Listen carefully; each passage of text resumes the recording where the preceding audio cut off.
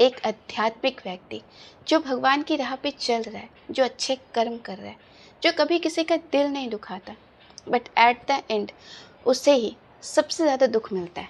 ये हम सब का क्वेश्चन है और अभी कुछ टाइम पे ये क्वेश्चन ज़्यादा ब्रूटली सबके दिमाग में आ रहा है कि जो स्पिरिचुअल होता है, जो भगवान की राह पे चल रहा है, उसके ही जीवन में सारे दुख क्यों हमला बोल देते हैं अचानक से। जब तक वो स्पिरिचुअलिटी पे नहीं था, वो अपने मन से जीवन जी रहा था, उसके सारे काम बन रहे थे, उसका स्वास्थ्य भी ठीक था, सब कुछ बढ़िया चल रहा था। बट जैसे ही उसने ये फील किया कि यार मुझे कुछ अच्छे काम करने चाहिए, यार मुझे थोड़ा स्पिरिचुअलिटी पे जाना चाहिए, मुझे भगवान की तरफ बढ़ना चाहिए, सडनली सारे दुखों का रास्ता खुल गया और एक के बाद एक उसके लाइफ में दुख आने शुरू हो गए। आपकी लाइफ में भी ऐसा हुआ होगा और हर एक स्पिरिचुअल इंसान ये फील करता ही करता है। तो आज हम इसे डिकोड करते हैं। क्या होता है ना कि हम एक सेंटेंस कहीं से सुन लेते हैं, कहीं से समझ लेते हैं और अपने ब्रेन में उसको फिट कर लेते हैं कि एक स्पिरिचुअल इंसान के जीवन में दुख ज़्यादा होता है। और फिर जहाँ से कुछ भी आए तो हमें लगता है यार मैं स्पिरिचुअल हूँ ना, इसलिए मेरे लाइफ में दुख ज़्यादा आ रहा है। अब मैं आपको एक स्टोरी के माध्यम से बताती हूँ। सपोज 2 स्टूडेंट हैं एक क्लास पे। एक को पता है कि 1 साल के बाद मेरे बोर्ड एग्ज़ाम्स हैं, अगर मैं अच्छा रिज़ल्ट लाता हूँ तो उसके बाद मैं ऐसे एडमिशन लूँगा, फिर यहाँ जाऊँगा, फिर वहाँ जाऊँगा, इतने का जॉब करूँगा। पूरा उसका रोड मैप क्लियर है। और एक स्टूडेंट है जिसका रोड मैप क्लियर नहीं हुआ है। उसके अकॉर्डिंग बोर्ड एग्ज़ाम है, मैं पढ़ूँगा, देखते हैं कि क्या होता है। उसने अपना कोई विज़न क्लियर नहीं किया, उसका कोई मंज़िल नहीं है। उसको नहीं पता कि बोर्ड एग्ज़ाम के बाद उसे क्या सब्जेक्ट लेना है, उसे क्या पढ़ना है, कैसे करना है और क्या मतलब आगे का उसका कुछ क्लियर नहीं है। तो अब आप बताओ, ज़्यादा सिंसियर होकर कौन चलेगा? जिस इंसान को अपनी मंज़िल बिल्कुल क्लियर दिख रही है ना, वो इंसान एकदम बिल्कुल स्टैटिक चलेगा। उसे पता है, वो कई बार ना कई सैक्रिफाइसेस भी करेगा। क्यों? क्योंकि उसके मंज़िल को पता है। उसे पता है कि जब मैं मंज़िल में पहुँचूँगा ना और वो जो सक्सेस होगा वो बहुत कमाल का होगा। इसलिए उस सक्सेस को पाने के लिए वो सारे सैक्रिफाइसेस करता है। और एक जो व्यक्ति है उसे पता नहीं, उस स्टूडेंट को, कि मंजिल क्या है, उसे मंजिल ही नहीं पता। तो रास्ते पे आने वाले हर छोटे मोटे चीज़ों को वो बहुत इन्जॉय करेगा, हर चीज़ को वो इन्जॉय करेगा। बट ये हम लोग में होता है। एक नॉन स्पिरिचुअल व्यक्ति, उसे नहीं पता कि मानव जीवन का लास्ट मंजिल क्या है, और एक स्पिरिचुअल व्यक्ति को पता है कि मानव जीवन का लास्ट मंजिल क्या है। तो वो उसके अनुसार एक्ट करता है, उसके अकॉर्डिंग वो चलता है। अब उसके अकॉर्डिंग चलना क्या होता है? उसके अकॉर्डिंग चलना ये है कि आप अच्छे कर्म करो। आप रिएक्टिव माइंड की तरफ मत जाओ। आप हर बात पे तुरंत रिएक्ट मत करो। जो एक स्पिरिचुअल व्यक्ति होगा ना, अगर किसी ने आके उसे कुछ बुरा बोला, वो थोड़ा रुकेगा। वो एक टाइम में सोचेगा कि हो सकता है ये मेरे पिछले कर्म का होगा, इसलिए ये मुझे ऐसा बोल रहा है। मैं तुरंत ना बोलूँ। जब तक सर से पानी ऊपर ना चले जाए, वो व्यक्ति नहीं बोलेगा। बट एक जो नॉन स्पिरिचुअल व्यक्ति होगा, वो तुरंत रिएक्ट करेगा। हो सकता है वो मार पिटाई भी कर ले और बात और आगे बढ़ जाए। तो जो व्यक्ति तुरंत रिएक्ट किया ना, उसके अंदर वो जो पेन होता है ना, वो डीप प्रोसेस नहीं किया। क्योंकि जब सामने से आकर कोई व्यक्ति आपको कुछ बोलता है, चाहे टोंट करता है, तो वो उस व्यक्ति के अंदर भी उतना ही ज़्यादा प्रोसेस करेगा, वैसा ही उसको भी फील होगा जैसा इसको फील होगा। 2 व्यक्ति को सेम फील होगा, बट रिएक्शन अलग हो जाएगा। ये व्यक्ति उस पेन को होल्ड करेगा और ये व्यक्ति रिएक्ट कर देगा। अब आप हमें बताओ कि जिस व्यक्ति ने उस पेन को होल्ड किया, उसके अंदर में उस टाइम तक कितने थॉट्स चलेंगे, और जिसने तुरंत रिएक्ट कर दिया उसके अंदर थॉट्स नहीं चलेंगे। वो तुरंत मार पिटाई कर लेगा, फिर इसको फ़ोन लगाएगा, उसको फ़ोन लगाएगा, 10 आदमी को बताएगा उसके साथ क्या हुआ। बट एक जो स्पिरिचुअल व्यक्ति है ना, उसे पता है कि हो सकता है ये मेरे किसी बैड कर्मा का रिजल्ट है, मैं चुपचाप बैठ जाता हूँ। बट उसका माइंड चुपचाप नहीं बैठेगा, उसका माइंड लगातार बोलता रहेगा और वो लगातार उस माइंड को शांत करता रहेगा। इस बीच में ना वो बेचारा बेचारा बहुत ज़्यादा टेंशन में आ जाएगा। तो कौन सबसे ज़्यादा दुख झेला? इस छोटे से सिचुएशन को अंडरस्टैंड करो, ये कि वो आपको सवाल का जवाब मिलेगा। अब बताते हैं कि दुख दुख किस फॉर्म पे आता है।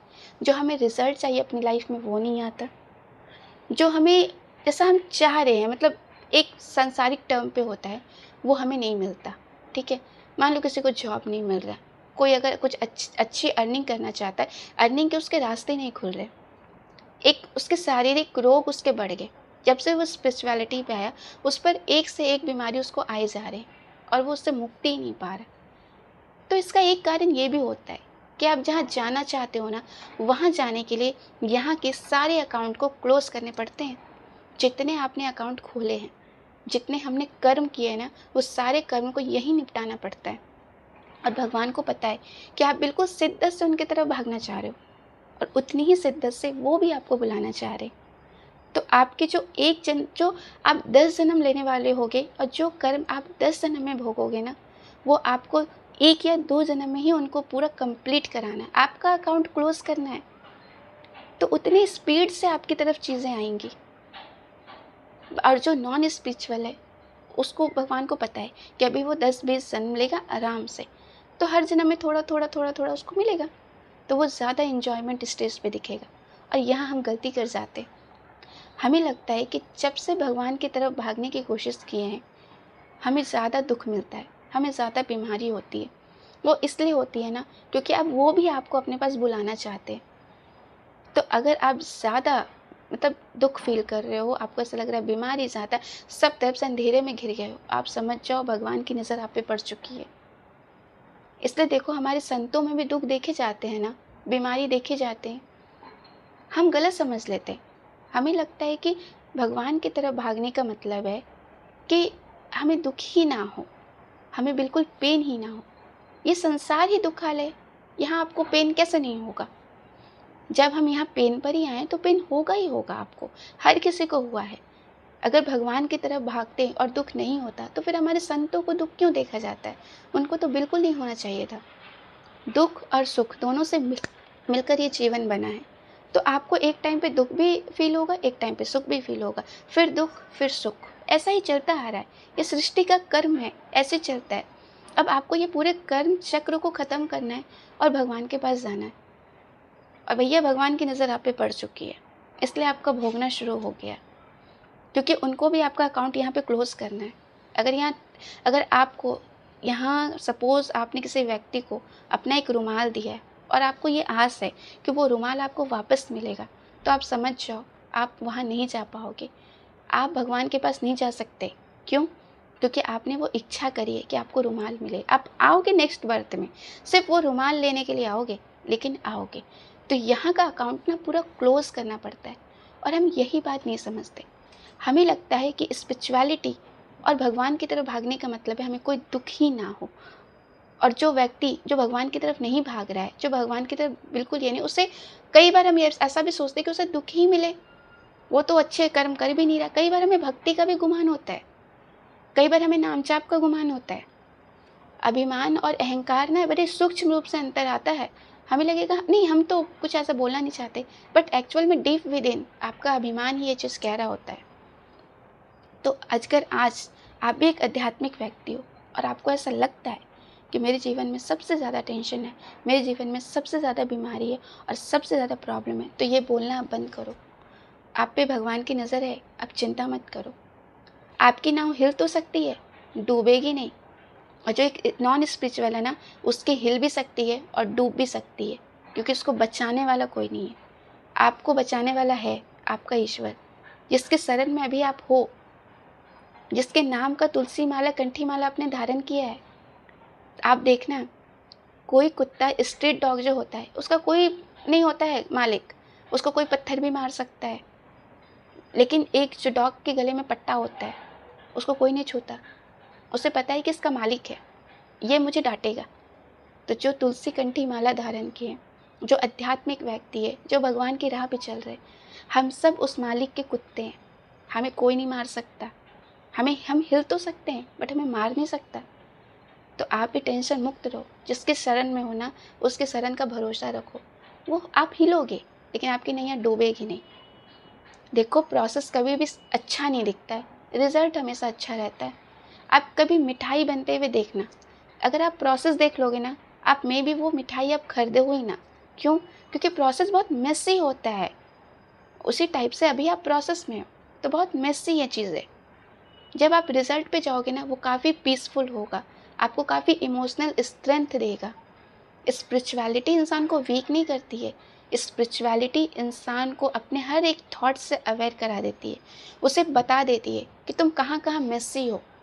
सपोज एक बंदा रूम में लाइट बंद करके बैठा है, उसका रूम बहुत मेसी है, बट वो उसे देखना नहीं चाहता।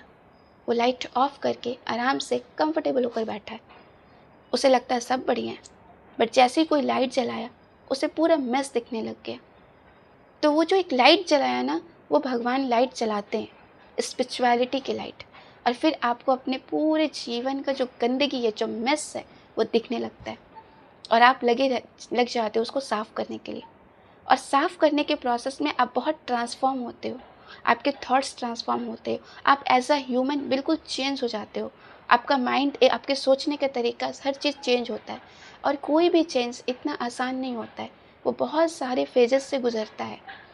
तो आज अगर आपको लग रहा है ना आप इस आध्यात्मिक व्यक्ति हो और आपको बहुत कष्ट हो रहा है, तो आप एक चेंज से गुजर रहे हो, और चेंज हमेशा कष्ट देता है।